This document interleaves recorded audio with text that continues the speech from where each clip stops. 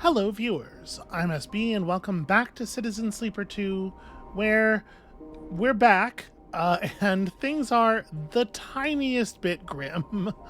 I am all damaged and starving, and I do not have the stuff for my my feed tubes, and yeah, it's going to be an entire situation here. The good news is we completed a drive. We got a point. So we could save to upgrade our push ability, or we could save to upgrade our skills. Obviously, skill upgrades are pretty big deal.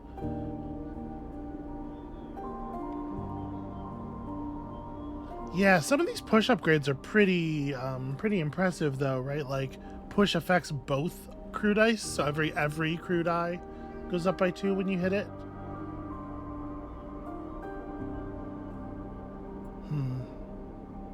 In the long run, it probably is more valuable to buff our own dice first.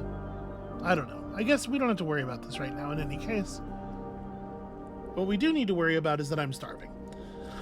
So why don't we head down to the trade hall? Because this is a place where we can turn in scrap, right? No, there was somewhere where we could turn in scrap. If I remember correctly. Yeah, material processing. Alright, what are we talking about? Good money for raw hull plates. How good is good money? Okay, you know? 16 cryo 6 times buys an awful lot of fried radishes.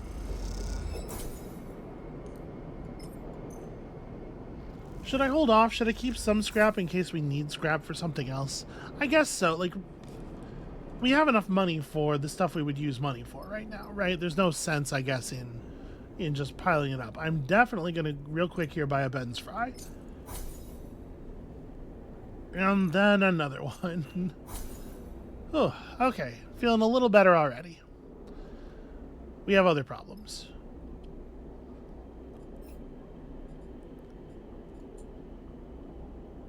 So there's this, there's this Conway signal contract. At this point, I suppose it might be worth pursuing, but I would love to repair first. So how do we have to get the workshop open, it said.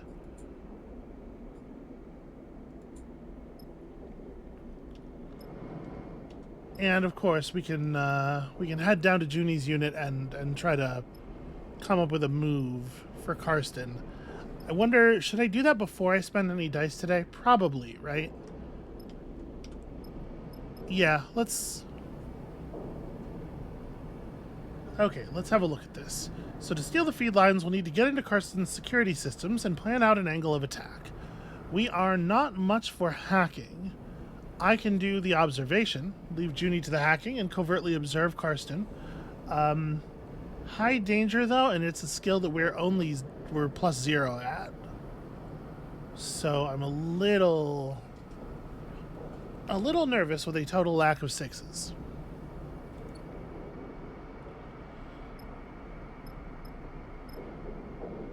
That said, we gotta improve the ship at some point. Yeah, alright, you know what? Let me throw the 5 at it.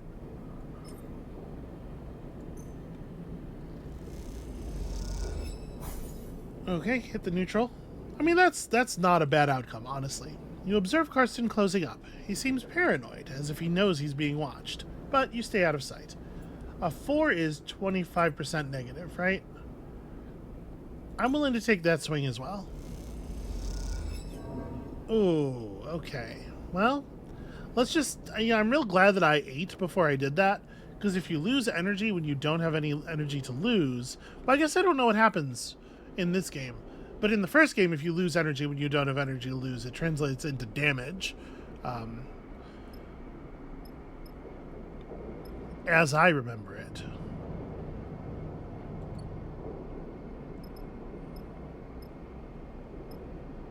So what else do we have? We have the contract board. We have the Hexport Trade Hall. I can buy fuel and supplies and stuff. There's not really a strong reason to buy supplies right now, right? As long as we have actual food.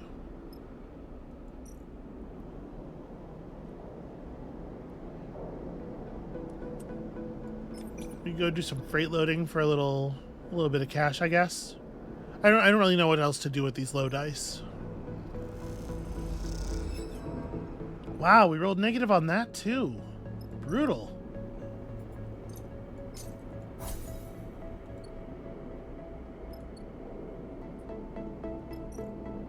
All right, we can go home and spend a 1 on recovery. Sometimes it is necessary to rest, or at least try to, in the compact bunks of the rig. Alright, neutral outcome minus the 1 point of stress that we had. Worth it, I think. We're still on the run. We're still burning time here, but I don't, I think it's time to... Yeah, I think it's time just to end the cycle. Didn't get as much done there as I would have liked.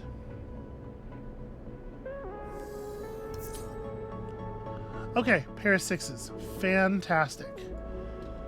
This is going to get us all of the observation material that we need, I think.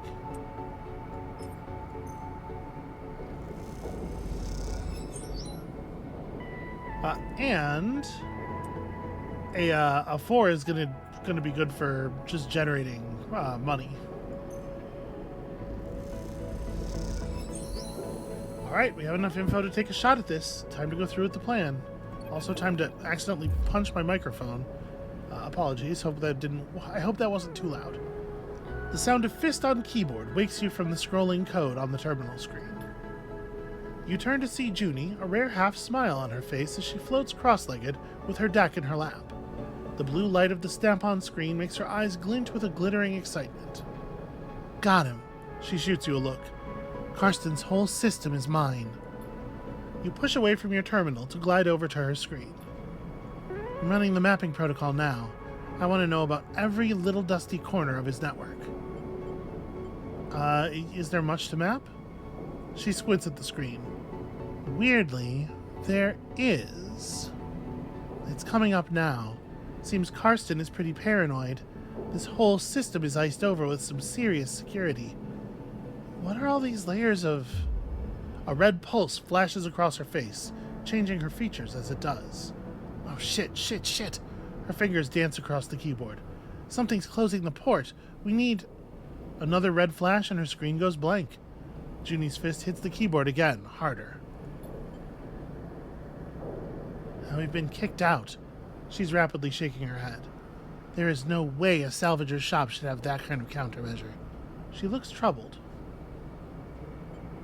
So that's it? We're locked out? It seems so. I think our friend Karsten is involved in some nasty stuff. She rubs her forehead in thought. Wait. Her fingers fly across the keyboard, her screen flickering with commands. A complex node graph assembles on the screen, a mess of interlocking connections. Well, the mapping protocol did enough. All the security systems are there. She indicates a dark section of broken connections. Now, we didn't get what's here, but it seems like we found some kind of archive. It's nothing we want. Huh. I wonder what's there. Juni shrugs. There's some big data trawls, it looks like. Copies of old drives he found?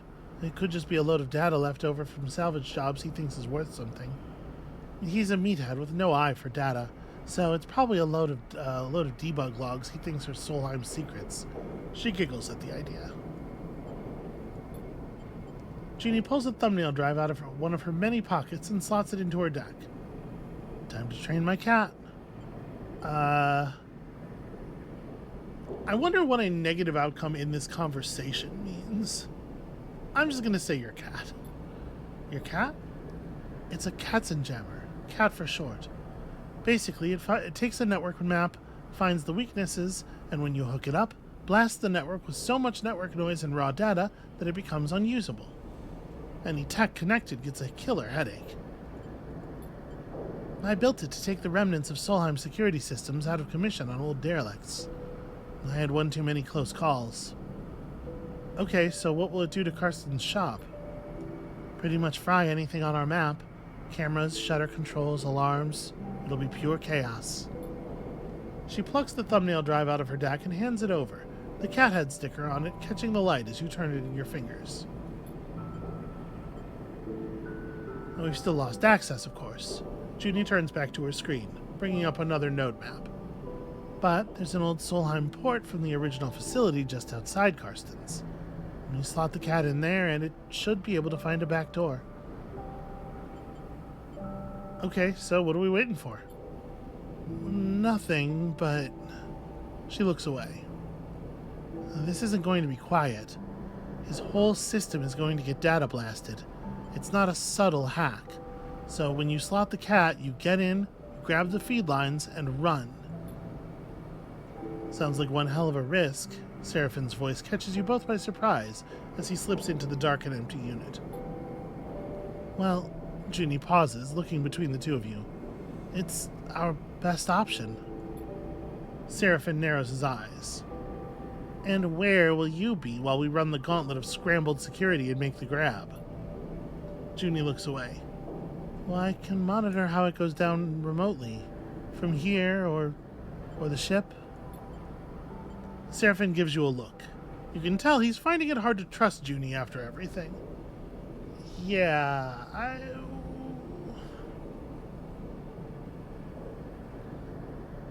I'm in on the plan. I do have concerns about Juni alone on the ship, you know? But do I want to reveal those concerns? Because here's the thing. While Seraphin and I are out doing this thing alone, she's going to be able to get into our ship if she wants to, right? I don't think we can stop her from that. She's a hacker, and neither one of us knows anything about computers. I'm just going to say I trust you, Juni, because I don't think there's any value in exposing any distrust here. She smiles a thin smile.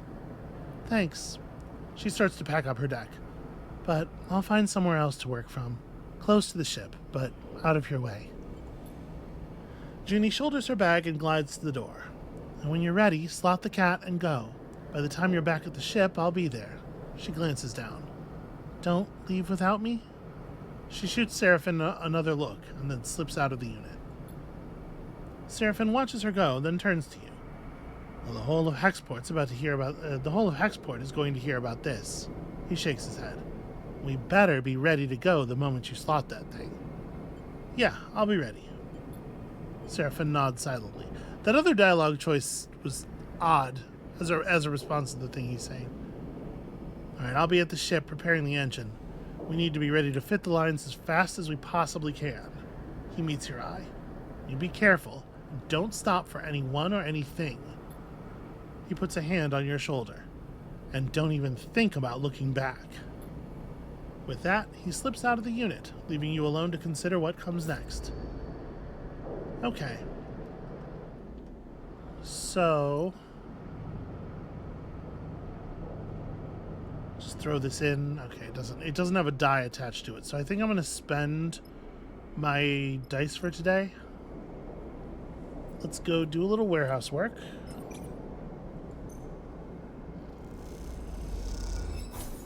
I don't really know what to do with a 2. I mean, we could play it here. Yeah, I guess. Okay.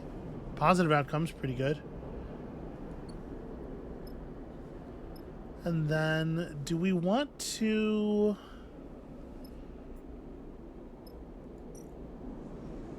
because I could resupply the ship completely. Yeah, maybe that's the thing to do. Just in case we have to leave in a real hurry, right?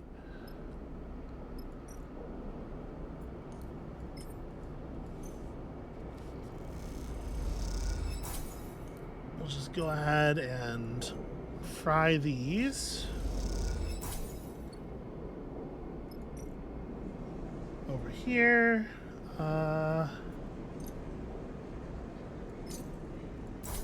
Fill supplies, and then... oh, okay, fill fuel, it's not like a single autofill. It scales to the amount of money that it takes to completely refill from where you are. I was kind of wondering if there would be a point where we would be able to expand our fuel or supply capacities and thus make a total refill an extra economical action, but it looks like no, in fact, that is not how that is going to work ever. All right, and then I'm going to also purchase myself a little bonus energy. And I guess this is the time. Let's make the thing happen.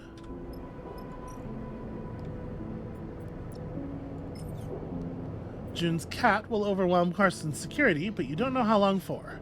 You better be ready to grab the feed lines and run the moment you slot it. I think we're about as ready as we're getting, right? I'm really pleased with how much scrap we managed to pull off of that ship. You slide the worm into the corroded Solheim port. A noise from Carson's shop immediately catches your attention. Carson's place is locked up for the cycle. Shutter down, alarms on. The denizens of Factory Row sneaking past with deliveries and work orders. You hold your position opposite the shop and take a deep breath, waiting for a sign that this is going to work. You look at the thumbnail drive with its shimmering cat sticker sticking out of the old Solheim access port. You imagine the flow of data as the Katzenjammer seeks for an entry point into Carson's system. You think of Juni tucked away near the ship, watching you through the public networks. You think of Seraphim deep in the engine room of the rig. Hurry the hell up, you think. Enough waiting. And then you hear it. A pulsating white noise spluttering, and then screaming out of Carson's shop. The shutter scissors up and down, the lights pulse, the alarm gurgles in confusion. For a moment, you are stunned into stillness. People stop in the street, then turn to look as the shutter's motors burn out in a cascade of sparks and acrid smoke. Well, it's now or never, and we are certainly not the approach carefully kind of person. Hell yeah, positive outcome minus stress. It feels good to just do it. Without waiting a moment longer, you kick off from the wall and glide toward the entryway between the gathering observers.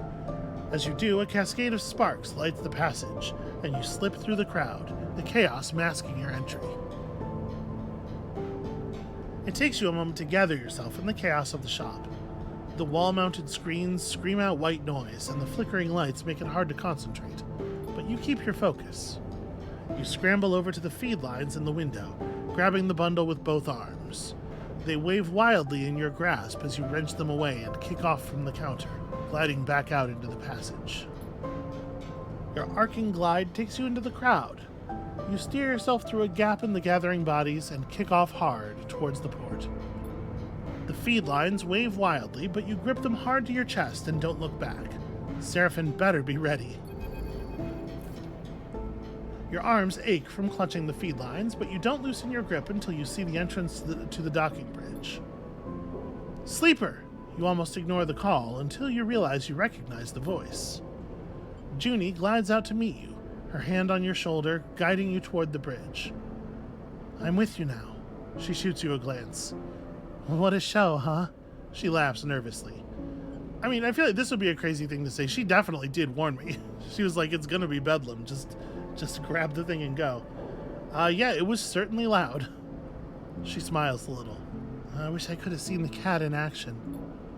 You both glide down the docking bridge.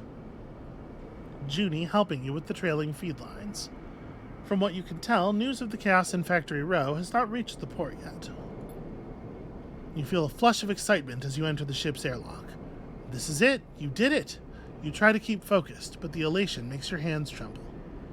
You take a sharp turn in the central passage of the ship and make your way to the engine room, the feed lines now unwieldy in the cramped space. Seraphim is waiting for you, shaking his head. Looks like we're in business. Please don't shake your head while you say... You're really nervous. And on the run from two different people now.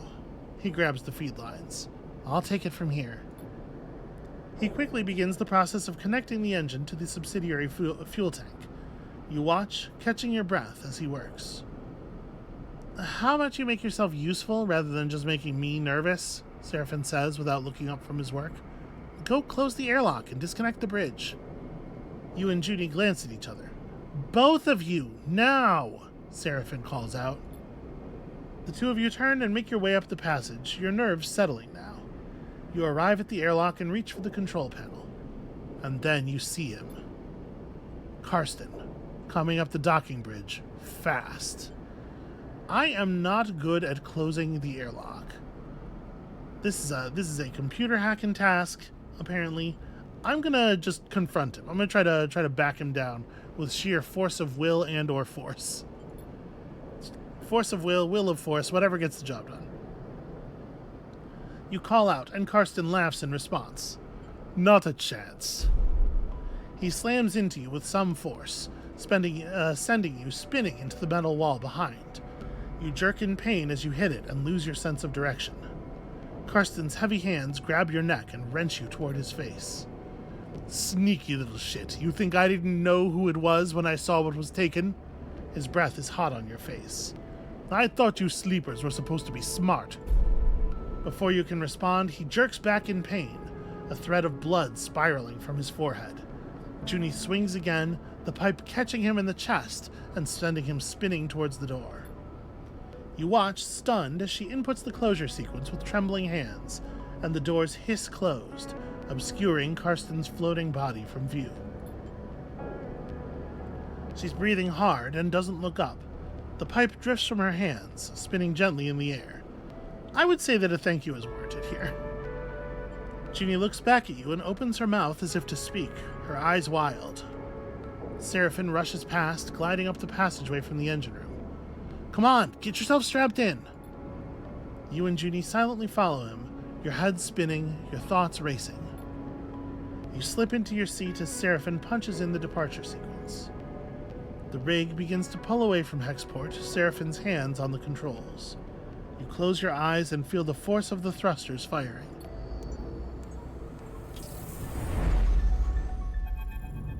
Okay, could have been cleaner. You just completed a drive and earned an upgrade point. You have push upgrades available. Yeah, we'll see about all that. What the... Seraphin's quiet question interrupts your thoughts as the rig cuts across the belt. Hexport is now behind you, drifting out of visual range, its glinting lights now just part of the background glow of the belt's thousands of reflective bodies. Whatever trouble you stirred up there, it has surely been left behind, which is why Seraphin's muttering is worrying you. More trouble? Seraphin turns. There's a transmission coming out of Hexport, some kind of evac order. He turns back to his console. Let me check this. Sleeper. The voice, as distorted as it is, cuts through you. Lane. I know you are there. A hissing pause. Is that coming from Hexport? Seraphin glances at you, confused. Is what coming from Hexport? You just give me a second here, Sleeper. I'm getting a wide-channel broadcast. He rubs his shoulder nervously. They're warning people to alter their course away from the station. You are slipping away. A squawk of noise. But we can't have that. I take this personally, Sleeper. A sharp intake of breath. After all my investment, all my care expended upon you, this is how you repay me. Well, at least we're heading away, Seraphin interrupts. Maybe it's just a precaution. I see a little something glinting out there, Lane continues. Could that be you? Sleeper? You hear Seraphin calling, but you don't move. You don't breathe, and all you hear is Lane's voice. You unclip from your restraint, drifting forward towards Seraphin. He gives you a wild look. Something isn't right. You don't feel right. A numbness grows in your body, your fingers flexing without your input. You reach out towards Seraphin. No, not you. Something reaches out to Seraphin through you. A tension flickers in his eyes. Fear? A hissing silence, then a rumbling blast. And all at once the rig screams, systems seizing in electromagnetic paralysis. All at once the rig shifts, carried on some shockwave of light. Pain, then darkness. I was kind of hoping there was going to be a third all at once. I thought they were setting us up for a thing. Okay, that's interesting. Voices echo warmly through your mind. You can't quite make out what is being said, and any attempt to focus causes a growing flare of pain, so you let them fill the air, unidentifiable and soft. You are floating, and so you cannot yet feel your body or its weight. The feeling is pleasant, soothing, and yet the moment you realize this, it begins to fade. Something spasms in your fingers, and you flick it away.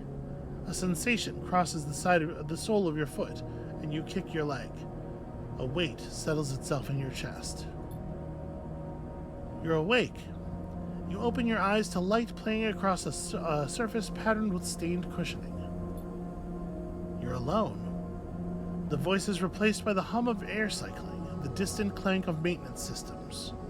You're alone, and this is not your ship. You jerk upwards against the straps that hold you loosely to the berth, suddenly confronted by the last things you remember, an overwhelming numbness, and below it, an insipid animating force creeping through your mind. You pull at the straps and free yourself, floating up into the small habitation room, cushioned and worn, your mind racing. What happened? You search back and remember only Seraphine's shouts, the sudden acceleration of the rig, and then darkness. A chill runs through you. Cold light fills the room, and you float over to the dark square of the window. You see stars, the bright pinpricks of drive trails, and skeletal docking bridges. This is a station.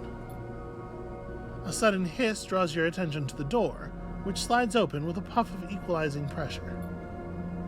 The entering figure jumps as they see you are awake. You're up! They hesitate in the doorway. Where's Seraphine? Your friend, right? They laugh nervously. I'm not really sure. He headed out a while ago. I'm Bliss. They shrug, not sure of what to add. Your crew are out, sorry. They brought you here. Here? Right. They nod slowly. This is my room.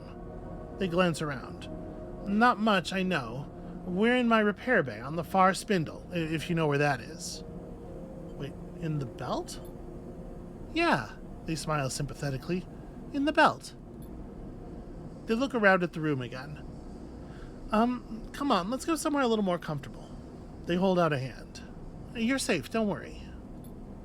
You follow them out into the corridor, gliding behind them. They move with the ease of someone who was either born in Zero-G or has spent most of their life in it. They guide you to an enclosed balcony where heavily scratched, thick acrylic windows look out onto a chaotic-looking wet dock. At the center of the dock is the rig, scratched and worn, but still your ship. It's a reassuring sight. So, what happened? Well, your ship... Bliss pauses. You were lucky I heard your distress signal. You sense they're holding something back. I guess that expensive long-range array I was tricked into buying finally paid off. They laugh to themselves. At least for someone. You were out cold when I got there, and have been for all the cycles since. Your friend wasn't in great shape either, but he bounced back fast. Yeah, I make a habit of doing that. Seraphine's voice makes you spin around. He got new art. Good to see you up. He can't suppress his smile. Are you okay? He smiles. Don't start fussing over me, sleeper. I'm good. Your eyes fall to Seraphine's bandaged abdomen. He notices and pulls his jacket over the wound. Certainly looks better than when you came in. You should have seen... Bliss abruptly stops after Seraphine glares in their direction. Here. Seraphine pulls a few chits out of his pocket. Catch. He slings them over to Bliss. That's all I could get for now. What are you paying them for? Seraphine laughs. Who do you think put the rig back together? Bliss looks at you apologetically. I know what it looks like, but I'm sorry, I can't work for free. Keeping this place going is bad enough. Yeah, fine, I get it. Seraphin nods. And we're just thankful you towed us in. We aren't freeloaders. Bliss looks up between the two of you. Or looks between the two of you. Well, I'll let you two catch up. They turn to you. I'm glad you're awake. We were worried. They pat you on the shoulder and glide back down the corridor. With Bliss gone, silence descends on you and Seraphin, both of you unsure what to say. What happened? What do you remember? He looks at you with concern. Pain? Seraphin looks out at the rig. He takes a deep breath, steeling himself for what he has to say. The hexport is... He clears his throat. It's gone. He flinches. Wait, what do you mean gone? It's gone. Seraphin catches your eye. Dropped off the map. No signals apart from the ones sent from fleeing ships. He frowns. I don't know what happened. No one does. Your mind skips, unable to focus on the information you've just been told. You think of the constant activity of the bends, the rumble of Factory Row, Karsten, all of it just gone. But by the time Bliss reached us, we had drifted out of range, and they couldn't have seen it go up. But I saw a sleeper. Something exploded, white hot. He rubs his arms, suppressing a shiver, and a moment later the shockwave was on us. The rig was crippled, engine kept firing, but guidance went offline, sending us arcing out across the belt. He drops a hand inside his jacket, pressing against the bandage on his side. Now, I managed to get her under control, but not before we started spinning. My restraints came loose, and you weren't even strapped in, so we both got scrambled. He smiles a weak smile. It felt like being trapped in an auto wash. He turns back to you. I'm impressed you made it, to be honest. A flesh and blood human would have been smashed to pieces. He goes silent, the image a little too raw for him to continue. I can't believe it. You and all the belt, Seraphin sighs. All anyone is seeing is debris and radiation. I picked up a lot of ship transponders before the rig went online. Maybe some people got out. He stops, unable to add anything more. You both float in silence for a moment. So, what now? Seraphin laughs weakly. One step at a time. You in a rush? We already owe Bliss for the work they did on the rig, and it isn't finished yet. A few more cycles, I've been told. Bliss won't hold us hostage, but I don't like to skip out without paying, even if we could get the rig started up. He rubs his necklace between his fingers. It's bad karma. And beyond that, we need work, fuel, supplies, and we need to make sure you are okay.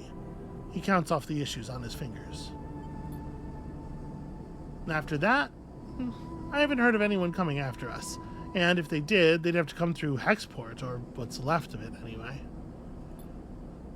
The far spindle is way out of Lane's territory anyway. They call this bit of belt the Wash. Remember? They call this bit of belt the Wash, and the stations here run differently to Darkside. So for now, we have some freedom. I don't know where the word remember in my brain came from. It's fully not there. Seraphin sighs. Freedom to go broke, starve, and get into even more trouble, that is. In all honesty, I was hoping you might have some ideas. Well, I mean, we gotta look for a contract, right? You won't hear any complaints from me, he smiles. We won't be able to fly out for a few cycles yet, but it won't hurt us to have something lined up. He pauses and looks away. Look, Sleeper, I'm not sure I can work right now. I just got kicked out of a salvage yard for passing out on the job. He looks away. Even with the pain meds I've been able to scare up. I can fly, that's for sure. He stares obstinately at the rig. But you're going to need some crew if you want to do any serious work. I'm sorry. Well, I mean, don't be. This is a thing that's happening to you, not a thing that you're doing, right? Thanks, Sleeper. I'm going to go take a rest on the rig. I'm wiped. You look out at the rig as he leaves, the warmth and softness of your waking moments now feeling like a distant memory. Is this what you wanted? Freedom? A chance to work for yourself, not Lane? Well, here it is, with all the problems and complications you could imagine. And at what cost? Could Lane have wiped out Taxport just to try to end you? You shiver at the thought. It seems a little dramatic, even if he does have that kind of power, which I do not believe. But if not Lane, then who? Theories cloud your mind. Almost certainly, who am I, right? Almost certainly it was something that had nothing to do with me. Yeah, let's push them away. Now's not the time for theories. You take a deep breath. Time to make a plan. Okay, so you've gained some glitch. Glitch is a penalty you get from repairing dice and from Lane's attempts to hack your system. Your current level of glitch is represented by the glitch clock to the right of the dice. Each level of glitch you gain will increase your chance of rolling a glitched die at the start of the turn. Each time you roll a glitch die, you clear one level of glitch. Glitch die have an 80% chance of having a negative outcome when used and a 20% chance of a positive outcome. Okay, so it's like a special one that's worse than a one in a lot of circumstances. You find Juni in the airlock, her small collection of things crammed into her bag. I was coming to see you, I promise. She looks nervous. I was waiting for you to wake up, but Seraphine said you were okay, so... You sure you aren't sneaking off? She looks away. I don't like big goodbyes, that's all. While you were out? She pauses, the concern for you obvious. I was digging into the data I pulled from that core, the Solheim one. There's a lot of stuff in there. But it's impossible to read. Either I'm decrypting it wrong or I don't have the right cipher. Whatever it is, I think it means the data's important. She takes a breath. Or at least it was to Solheim. And I need to find someone to help me pick away at it, to crack it open. And that's why I'm going. Okay, but we could take you there. No, look. She takes a sharp breath. After what happened with the rig, Bliss saving us, we're all lucky to be alive. She shifts her bag on her shoulder. I think I'm better off alone. For now. The life of a space sleeper, just a little too rough and tumble for Juni. Oh. She suddenly reaches into her bag, producing a handful of chits. Some of the data I sold, just so I could buy myself a ticket to where I need to go. It's not much, but here's your share. You know, I think we're going to be okay. Seraphine is unable to work, and I rolled glitch 2-1. But in the long run, I think I'm a little bit more capable of taking care of myself than Juni is. So she's going to need these more than we do. Okay, she smiles weakly. Thank you. Good luck, Sleeper. And tell Seraphine goodbye for me. So, what are you chasing? She freezes, caught off guard by your question. I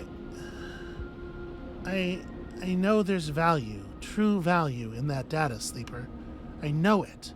And she pauses again, unsure of herself. I have a project to continue. When I can't, I won't abandon. Maybe I can tell you about it another time. She smiles weakly, closing up again. Well, she rubs the back of her neck. See you around. You watch her drift away down the docking tunnel and into the far spindle, with questions still bouncing around your head. Maybe, if your paths cross again, you might be able to get some of them answered. Ooh, maybe. Alright, this is a little shorter than these are going to tend to be, but I'm trying to take my mental health and my neurological stuff a little bit more seriously here, and I can feel it doing the thing. So I'm going to go ahead and just retire for the moment. This is going to be it for us for today. Thank you all so much for watching. Take care of yourselves out there. When you come back next time, we're going to see what there is to do on this new station we find ourselves on, and hopefully make enough money for the repairs and also whatever else we need. And we'll see you then.